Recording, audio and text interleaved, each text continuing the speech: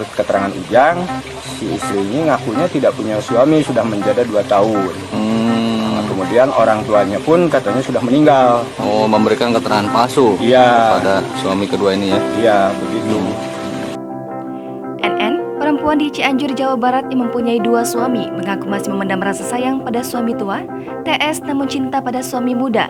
UA karena nafsu birahi. Pengakuan belak-belakan NN itu terungkap saat musyawarah dengan keluarga suami TS. NN dalam musyawarah itu mengaku bersama suami mudanya dalam sehari bisa bercinta sampai 3 kali sehari. Bahkan yang membuat warga tertawa, NN mengaku mendapat perlakuan enak sebelum berhubungan. Selama 5 bulan NN jalani poliandri.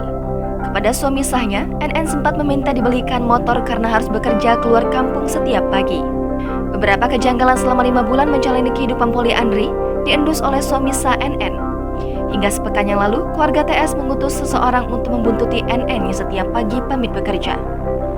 Setelah diikuti, NN yang pamit bekerja ternyata malah mendatangi rumah suami mudanya.